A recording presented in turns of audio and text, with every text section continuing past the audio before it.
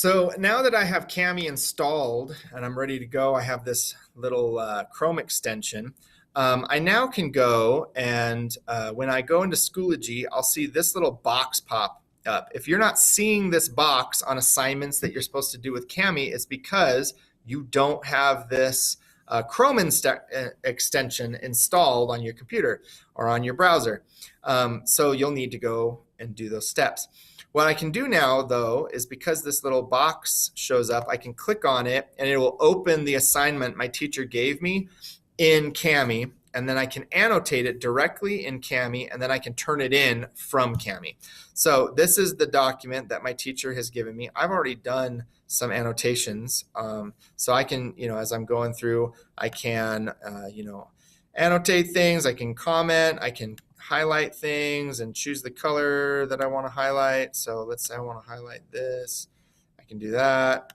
I can do that. All right, I can highlight all over the thing. I can use the text highlighter and select things. I can underline stuff. So I have all sorts of things that I can do in Cami.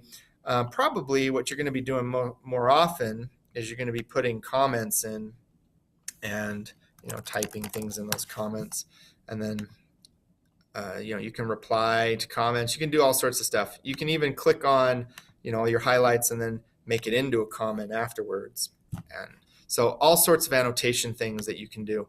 When I'm all done annotating and I'm ready to turn in, if I don't finish, then I probably want to save things and make sure that everything's getting saved. But when I'm all ready to turn it in, there's this button now says turn in.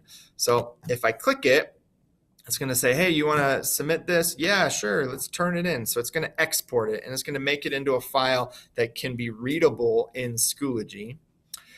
So it's exporting.